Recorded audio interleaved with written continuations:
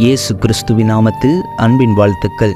அமெரிக்காவில் இன்றும் வல்லமையாய் ஊழியம் செய்கிற போதகர் பென்னஹின் அவர்கள் ஜெபத்தின் ஆழங்களுக்குள் செல்ல 7 திட்டவட்டமான படிகளை தனது கட்டுரையில் இவ்வனமாக எழுதியிருக்கிறார்.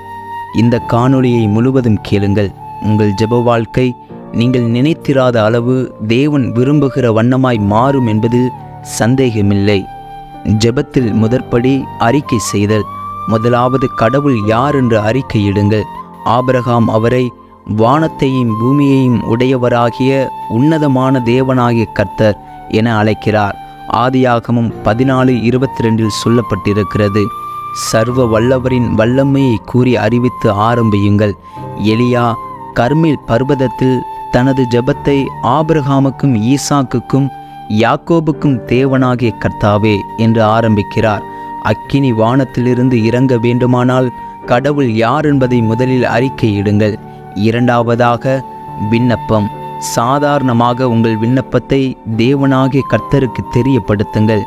துரதிருஷ்டவசமாக இங்கே அநேகர் தங்கள் ஜெபத்தில் அதிக நேரத்தை செலவழிக்க ஆரம்பிக்கிறார்கள். ஜெபம் முழுவதும் தேவைகள், விருப்பங்கள், வேண்டுதல்கள் என்றே நிறைந்து போகிறது. உண்மைதான். உங்கள் தனிப்பட்ட பிரச்சனைகளை ஆண்டவரின் கவனத்துக்கு கொண்டு வர வேண்டியது சரியே. ஆனால் அத்துடன் ஆமீன் என்று கூறி முடித்துவிட வேண்டாம். ஜெபத்தின் சிறப்பு பகுதி இனிதான் ஆரம்பமாகிறது. 3வது படி நான் அதிகமாக நேசிக்கின்ற ஆராதனை. முற்றிலும் அலங்காரமான பணிந்து கொள்ளும் நேரமாக அது இருக்க வேண்டும். அவரை நேசித்து துதித்து புகழ்ந்து பணிந்து ஆராதிப்பது. இயேசுவே, உம்மை நேசிக்கிறேன் என்று நீங்கள் ஆரம்பிக்கலாம். உடனே ஆவியானவரின் பிரசன்னம் இறங்கி வரும். 2 மணி நேரம் கழித்து உங்கள் கை கடிகாரத்தை பார்த்துவிட்டு இவ்வளவு சீக்கிரம் நேரம் கடந்து விட்டதா என்று அதிசயிப்பீர்கள். அது அவ்வளவு உயிருள்ள உண்மையான காரியம். 4வது படி நெருக்கமான உறவு. அது விவரிக்க முடியாத அன்பும் பரிசுத்தமும் அழகும் நிறைந்தது. ஆழ்ந்த ஜெபத்தில் நான் இருக்கும்போது சில சமயங்களில் யாரோ என் அருகில் நின்று என் நெற்றியை அன்புடன் தடவி கொடுப்பது போல் உணர்ந்ததுண்டு. அவர் எனக்கு நன்றி கூறி நான் உன் அருகில் இருப்பதில் மகிழ்ச்சி கொள்ளுகிறேன் என்று கூறுவது போலிருக்கும். பரிசுத்த ஆவியானவர் இப்படித்தான் ஜெபிக்க வேண்டுமென்ற வரையறைகளையும் நிபந்தனைகளையும் உங்கள் மீது திணிப்பதே இல்லை.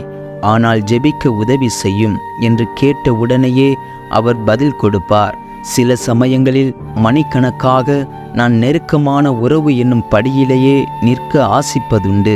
ஆனால் இதற்காக மற்ற படிகளை விரைவில் கடந்து விடுவது நல்லதல்ல. படிப்படியாக இந்த நெருக்கமான உறவுக்குள் வருவது சிறந்தது. 5வது படி மன்றாட்டு. பரிசுத்த ஆவியானவர் சகல சத்தியத்திற்குள்ளும் நம்மை நடத்துபவர் என்று இயேசுநாதர் கூறியிருப்பதை நான் அனுபவித்தேன். ஆவியானவரை ஜெபிக்க உதவி செய்யுமாறு அழைத்தால் தன்னலமான தேவைகளுக்காக அல்ல, பிறருக்காக மன்றாடவும் வழி நடத்துவார். நான் வருடக்கணக்காக நினைக்காதிருந்த ஆட்களையும் அவர்களது முகங்களையும் சுட்டிக்காட்டி அவர்களுக்காக ஜெபத்தில் மன்றாட செய்வார்.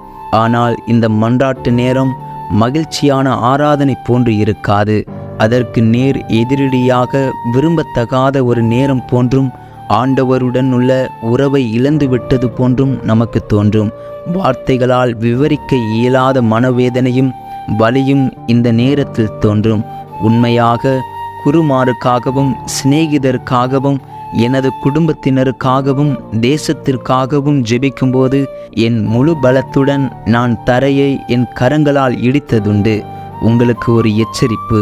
இந்த மன்றாட்டு ஜெபம் சட்டென்று ஒரு நொடியில் வந்து விடாது. ஆண்டவருடன் நெருங்கிய ஆழமான தொடர்பு கொண்ட பின்புதான் அவருடைய ஊழியத்தில் நாம் பங்காளராக மாறுகிறோம். பரிசுத்த ஆவியானவர் உங்களை ஜெப வாழ்க்கையில் படிப்படியாகத்தான் வழி நடத்துவார்.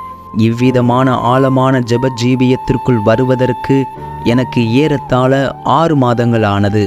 வேதம் கூறுகிறபடி நாம் கொஞ்சத்தில் உண்மை உள்ளவர்களாக இருந்தால் கடவுள் நமக்கு அநேக காரியங்களின் மீது அதிகாரம் கொடுப்பார். பரிபூரணமான பிதாவும் போதகரும் அவரே. 6வது படி நன்றி கூறுதல். இது முந்திய படியில் அடைந்த வேதனைக்கு மாற்று மருந்தாக அமைகிறது. பவுல் எழுதியது போல் நம்முடைய கர்த்தராகிய இயேசு கிறிஸ்துவினாலே நமக்கு ஜெயங்கொடுக்கிற தேவனுக்கு ஸ்தோத்திரம். 1 கொரிந்தியர் 15:57 கூறப்பட்டிருக்கிறது, நான் எப்பொழுதுமே பிதா, குமாரன், பரிசுத்த ஆவியானவர் ஆகிய ஒவ்வொருவருக்கும் நன்றி கூறுவது வழக்கம். இறுதியாக ஜெபத்தின் 7வது படி துதித்தல். சில சமயங்களில் நான் பாடுவதுண்டு, சில வேளைகளில் ஆவிக்குரிய பாசையில் பேசுவேன்.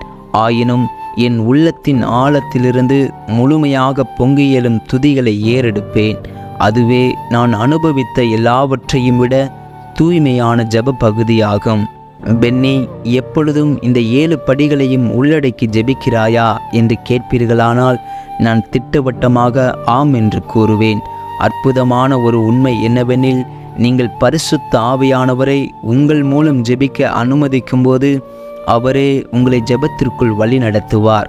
நீங்கள் பிரயாசப்பட்டு ஜெபிக்க வேண்டிய தேவையே இருக்காது. மன்றாட்டு ஜெப வேலை வேதனையாக தோன்றினாலும் ஆவியானவரின் கரங்கள் உங்களை தாங்கிக் கொண்டு அந்த ஜெபம் முடிந்ததுமே புத்துணர்ச்சியை தரும். பவுல் எந்த சமயத்திலும் சகலவிதமான வேண்டுதலோடும் விண்ணப்பத்தோடும் ஆவியினாலே ஜெபம் பண்ணி என்று எழுதுவது எவ்வளவு உண்மையான காரியம். எபேசியர் 6:18 கூறப்பட்டிருக்கிறது, ஆவிக்குள் பலவித ஜெபங்கள் உண்டு என அவர் அறிந்திருந்தார். ஆகையால் நீங்கள் ஜெபத்தில் இந்த 7 திட்டவட்டமான படிகளை கடைபிடிப்பீர்கள் என்றால் கர்த்தருடைய மகிமை உங்கள் வாழ்க்கையில் வெளியரங்கமாகும். மாம்சமான யாவருடைய கண்களும் அதை காணும். ஆமேன். இந்த காணொளி நிச்சயம் உங்களுக்கு பிரயோஜனமாய் இருக்கும் என்று நம்புகிறோம். இந்த காணொளியை கேட்ட உங்களையும் உங்கள் குடும்பத்தையும் கர்த்தர் ஆசீர்வதிப்பாராக. ஆமேன்.